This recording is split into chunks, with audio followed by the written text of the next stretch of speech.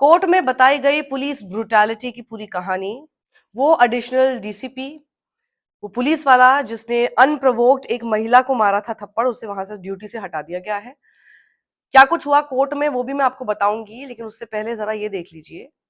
स्वतंत्र भारद्वाज नाम का ये सेल्फ प्रोक्लेम्ड गौ रक्षक जो खुलकर कह रहा है कि हमारे हाथ में दे दो दिल्ली पुलिस सब कुछ एक दिन के लिए और हम बजाएंगे लठ, हम इन लोगों को बताएंगे। बेसिकली जो सिविल ड्रेस में जो पहले घूम रहे थे और लाठियां बरसा रहे थे सबके ऊपर, जिनकी भी शिकायत की गई है, जिनके बारे में भी पुलिस में बोला गया है, जिनको लेकर काफी रोष है प्रदर्शनकारियों में, वो तो पुलिस वाले थे। हमको दे दो, हमारे हाथ में कमान दे दो और हम बताएंगे इन लोगों को। सोचिए, इतनी हिम्मत इनके अंदर आ गई है। रील बना रहे हैं जनाब, रील बना बना के दिखा रहे हैं। और दिल्ली पुलिस क्या कर रही है इनके खिलाफ पता नहीं। आई तो जो लोग पूछ रहे थे कि सिविल में कुछ गुंडे कहाँ से आ गए, वो लोग तो पुलिस वाले थे, लेकिन रियल गुंडे का एंट्री तो अब हुआ है। और गुंडागर्दी क्या होता है दिल्ली के अंदर वो अब हम लोग बताएंगे। पूरा दिल्ली के अंदर पूरा घूम रहे, रैकी मार रहे, एक भी कॉकरोच नहीं मिल रहा है। दिल्ली पुलिस के सम्मान में अभी तो कुछ ही सनातनी मैदान में उतरे हैं। अभी हम लोग डेट भी रखने वाले हैं, टाइम भी रखने वाले हैं, और पूरा दिल्ली का घेराव आप सारे गौरक्षक और सारे सनातनी मिलकर करने वाले हैं। इलेक्ट मोड पे रहना सब। जय गौ माता, जय श्री राम, हर हर महादेव। खुलकर चेतावनी दे रहे हैं। और किसके साथ? तस्वीरों में ये शख्स दिखाई दे चुका है, चिराग पासवान के साथ और कपिल मिश्रा। जी हाँ, कपिल मिश्रा जो अभी दिल्ली में मंत्री बने घूम रहे हैं। लेकिन मुझे इसके इस तरह के बयान से कपिल मिश्रा की ही याद आ गई, जब 2020 में वो बोल रहे थे कि हमें एक दिन के लिए दे दीजिए ये, और अगर हमारी बात नहीं माने तो उसके बाद फिर हम आपकी भी नहीं सुनेंगे। जो इस तरह से थ्रेटन उस वक्त पुलिस को कर रहे थे, मंत्री बने बैठे। तो इसको भी, स्वतंत्र भारद्वाज को भी लग रहा होगा कि यही तरीका है, सीख कर आ रहा है गुरु से, यही मैं बोलता हूँ, यही मैं करता हूँ, आगे चल के हो सकता है मुझे भी कुछ ना कुछ मिल जाए। ये सब चल रहा है वहां पे, ये सब कुछ खुलेआम हो रहा है इस लोकतंत्र में। ये वो छात्र जिनको लेकर वहां पर खड़े होके माएं आके रो रही हैं, जिनके ऊपर जिस तरह से लाठियां बरसाई गई, उसके ऊपर एक सवाल पुलिस से उठाया जा रहा है कि चलिए आपके पास ऑर्डर था कि आपको इनको खदेड़ना है, इन पे लाठियां चलानी है, सब करनी है, लेकिन लाठी कितनी इंटेंसिटी के साथ चलानी है ये आपके ऊपर था।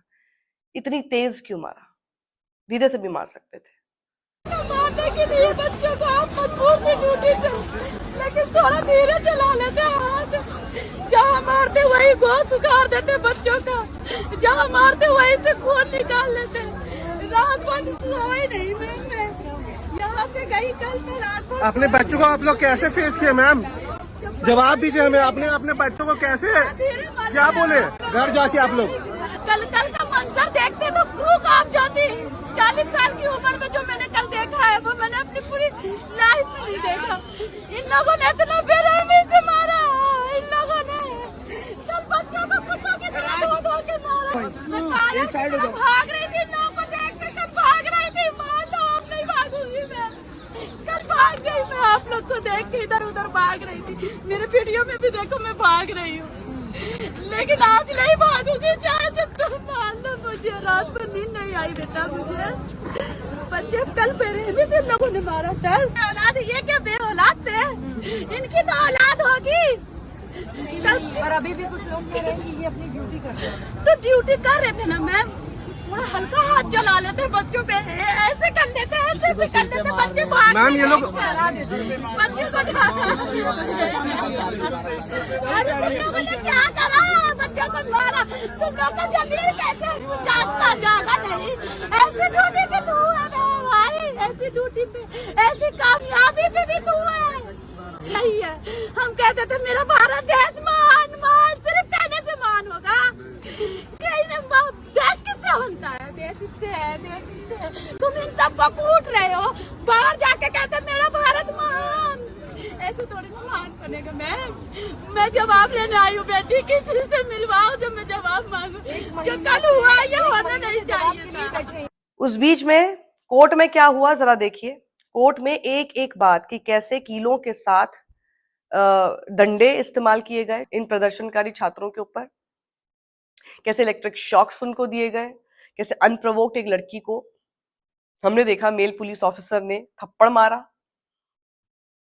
सादे कपड़ों में वहां पर घूमते हुए लोग दिखाई दे रहे थे, जो कि दिल्ली पुलिस के बताए जा रहे हैं। और ये ऐसा क्यों किया जा रहा था, ये सारी डिटेल्स जो आई है सामने, इसको लेकर कोर्ट में बोला गया है, बताया गया है जज के सामने, ये सारी बातें रखी गई हैं। There are a large number of people who purported to be police force were in mufti. They were not wearing their police uniforms. Even those wearing police uniforms didn't have their badges on them. So whether they were police people, we don't know. But we do know that they were armed. They were armed with lathis and they were armed with excessive shock-producing batons, which are not even prescribed for the Delhi police and the RAF who were deployed there. The second, the video shows specifically DCP Sandeep Lamba, that is his name, his badge is captured, slapping a woman who is standing innocently on the side and doing nothing. She's not moving. I can show you that video right now. DCP Sandeep Lamba is his name. Let's not be Additional DCP. Let's not be scared to name our thugs in uniform when they deserve to be named. He should be summoned here and he should be asked to be accountable for his actions. Third, this is after the crowd was dispersed. There was no heat or fury, no crowds, nothing. Completely unprovoked. He's walking past two women, he reaches across and slaps one of them across the face. These are the people that we put in charge of our police force to protect us. And that's why we are before this court. The number of injuries that happened were completely and solely because of the actions of the Delhi police, the RAF, and those who claimed to be Delhi police and RAF. The videos will also show your lordships, as has already been mentioned, that there are lathis with nails. The kind of bullying and madness which has captured the imagination of these people purporting to be policemen, that they wear helmets, they're wearing t-shirts and jeans, they trip up a protester who's trying to run away. And when he falls down, four of them get after him with batons and start beating him with lathis. This kind of excessive force, if the constitutional courts don't step in and stem, it's a license to the police to just get away with absolutely anything because they know they have the sanction of the political masters. It is here, my lords, that we must be accountable. And we need to have them explain their actions, and which is why our prayers include that apart from an SIT, an FIR against these so-called police officers and administrative disciplinary action taken against them, we need to have a judicial inquiry. हम तो कहते हैं कि Delhi police ऐसे लोगों को बुला के लाई थी जो सादे ड्रेस में थे।